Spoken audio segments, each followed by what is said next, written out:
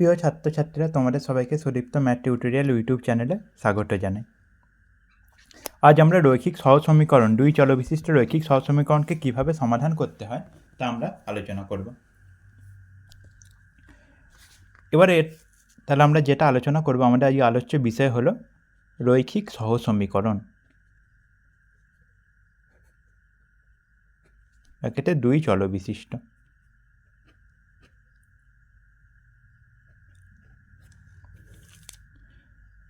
এখানে আমরা দুই চল বিশিষ্ট কেন বলি? কারণ এখানে এই ধরনের সমীকরণে দুটো চলরাশি থাকে, এক্স আর ওয়াই।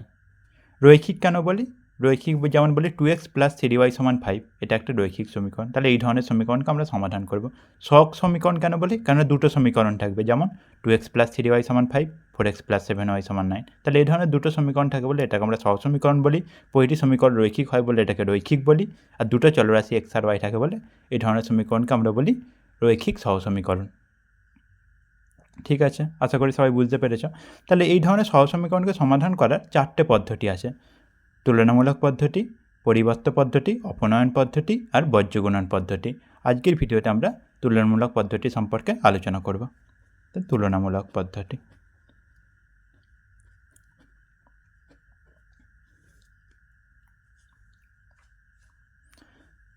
ধরো তোমাদের একটা উদাহরণের সাহায্যে তুলনামূলক পদ্ধতিটা আমরা আলোচনা করি। যেমন একটা উদাহরণ নিলাম, 3x - 2y = 2 আর 7x + 3y = 43। এই দুটো সহজ সমীকরণকে আমরা তুলনামূলক পদ্ধতির সাহায্যে সমাধান করব। তাহলে কিভাবে সমাধান করব? তাহলে প্রথম সমীকরণটাকে আমি 1 নম্বর সমীকরণ নাম দিচ্ছি, আর দ্বিতীয় সমীকরণটাকে আমরা 2 নম্বর সমীকরণ নাম দিচ্ছি। তাহলে 1 নম্বর সমীকরণ থেকে আমরা x এর মান বের করব, আর 2 নম্বর সমীকরণ থেকেও আমরা x এর মান বের করব। দুটো x এর মানকে আমরা সমান করে y এর মান পাবো। এবার y এর মানটা যে কোনো একটা সমীকরণে বসে x এর মান আমরা পেয়ে যাব। তাহলে 1 নম্বর সমীকরণ থেকে পাই, কি পাচ্ছি? 3x = 2 + 2y বা x = 2y + 2/3। 2 নম্বর সমীকরণ থেকে পাই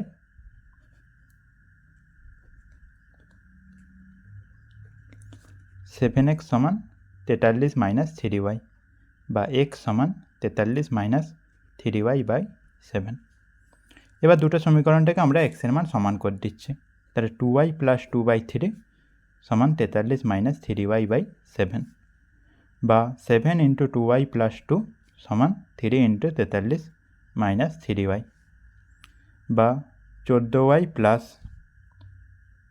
14 = 43 3 3 3 9 4 3 12 129 - 9y বা 14y + 9y = 129 + 14 বা 14 আর 9 যোগ করলে হয় 23y। 129 আর 14 যোগ করলে হয় 139 143 বা y = 143/23।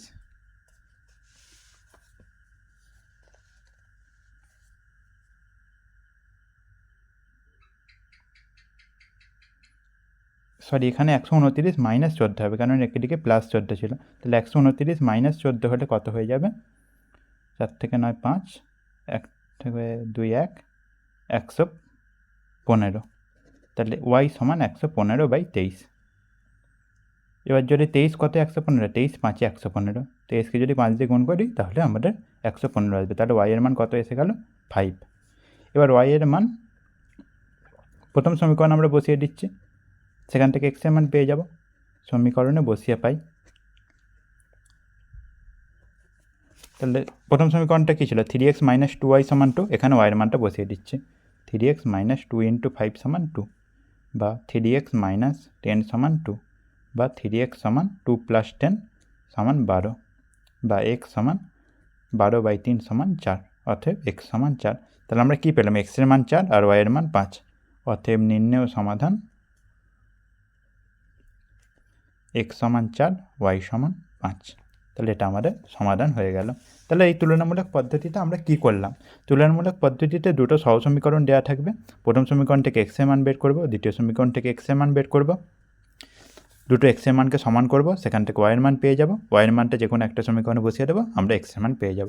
এবার আমরা সমীকরণটা, এই যে সমীকরণে যে সমাধানটা করলাম সেটা ঠিক হয়েছে না ভুল হয়েছে সেটা কীভাবে যাচাই করব, সেটাই যাচাই করার জন্য আমরা এক্স আর ওয়াইয়ের মানটা দুটো সমীকরণে বসিয়ে দেবো, দেখবো যে সমীকরণ দুটো সিদ্ধ করছে কিনা। তাহলে এক্সের মান প্রথম সমীকরণে বসিয়ে দিচ্ছে। প্রথম সমীকরণটা কী ছিল, 3 × 4 - 2 × 5, এটা এক্সের মান 4 ছিল আর ওয়াইয়ের মান 5 ছিল। তাহলে 3 × 4 = 12 - 5 × 10, 12 - 10 মানে 2, তাহলে সিদ্ধ করে যাচ্ছে। এবার দ্বিতীয় সমীকরণ ছিল 7x + 3y = 43, তাহলে 7 × x মানে 4 + 3 × y, y মানে 5, মানে 7 × 4 = 28 + 5 × 3 = 15, তাহলে 28 আর 15 যোগ করলে আমাদের 43 হয়ে যায়। তাহলে আমরা কী দেখছি, দুটো সমীকরণে আমাদের সিদ্ধ হয়ে যাচ্ছে, মানে আমাদের অ্যান্সার একদম ঠিক আছে। আশা করি বন্ধুরা তোমরা বুঝতে পেরেছো।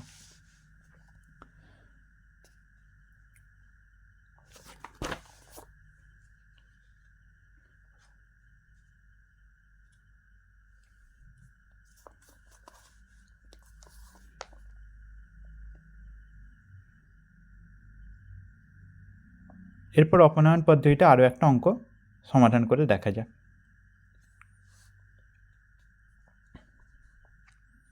অঙ্কটা আমি লিখছি, x + 2y = 7 আর 2x - 6y = 9। তাহলে এই সমীকরণটাকে আমরা অপনয়ন পদ্ধতিটা কীভাবে সমাধান করব।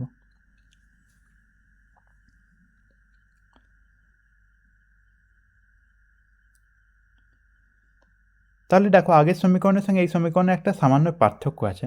আগের সমীকরণে ওয়াইটা পাশে ছিল, কিন্তু এখানে কি আছে, ওয়াইটা নিচে আছে।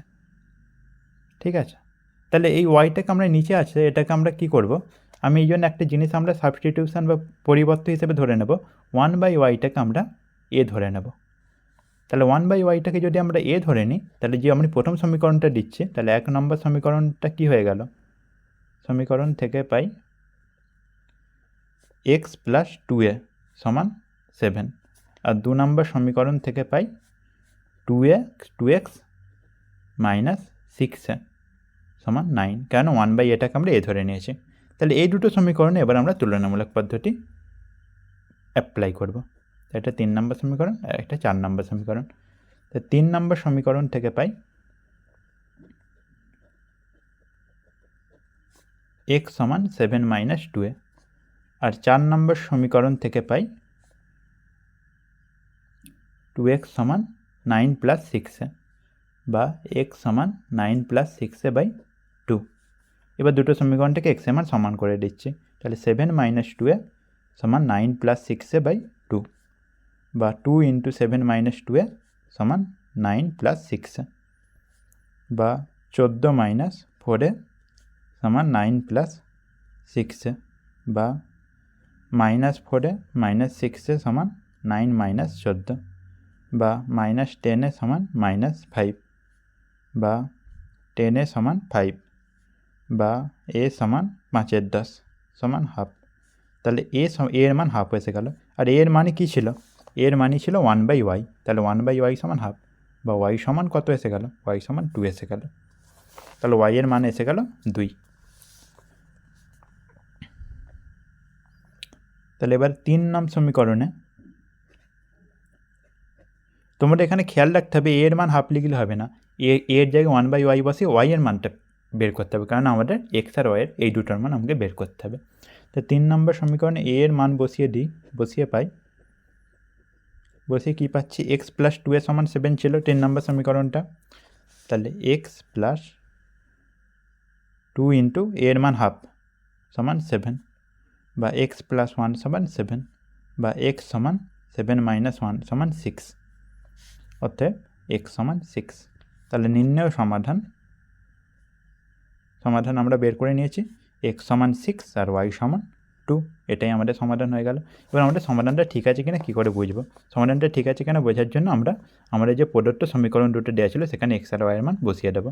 তাহলে প্রথম সমীকরণটা কী ছিল, x + 2a, 2/y = 7, ওটা আমাকে দেখতে হবে, মানে 6 + 2/2 মানে 6 + 1 = 7 চলে আসছে। দ্বিতীয় সমীকরণটা কী ছিল, 2x - 6/y, মানে 2 × 6 = 6/2, এটা সমান 9 আসে কটা, 6 দিয়ে কত 12 মাইনাস 2 3 6, 12 মাইনাস 3 সমান 9। তাহলে আমরা দেখলাম যে প্রদত্ত সমীকরণ দুটো সিদ্ধ করছে, তাহলে আমাদের সমাধান একদম ঠিক আছে। তাহলে তুলনামূলক পদ্ধতির এই অঙ্কটা কী করে করলাম, এখানে দেওয়া ছিল x + 2/y = 7 আর 2x - 6/y = 9, তাহলে 1/yটাকে আমরা a ধরে নিয়েছি। তাহলে 1 নম্বর সমীকরণ থেকে পাচ্ছি x + 2a = 7 আর 2 নম্বর সমীকরণ থেকে পাচ্ছি 2x - 6/a = 9। তাহলে প্রথম সমীকরণ থেকে x এর মান পেয়ে গেলাম 7 - 2a, দ্বিতীয় সমীকরণ থেকে পেলাম 2x = 9 + 6a বা x এর মান 9 + 6a/2। দুটো সমীকরণ থেকে x এর মানকে সমান করে আমরা a এর মান পেয়ে গেছি, আর এর যেটা মান সেটাই কী হয়ে গেছে, এর মান জায়গায় 1/y বসিয়ে y এর মান পেয়ে গেছি, আর y এর মানটা একটা সমীকরণে বসিয়ে বা এর মানটা একটা সমীকরণে বসিয়ে আমরা x এর মান পেয়ে গেছি। সেখান থেকে আমরা নির্ণয় সমাধানগুলো পেয়ে গেছি। প্রিয় ছাত্রছাত্রীরা, আশা করি তোমরা ভিডিওটা বুঝতে পেরেছো। ভিডিওটা বুঝতে পারলে তোমরা ভিডিওটা একটা লাইক করো আর চ্যানেলটা সাবস্ক্রাইব করে দাও।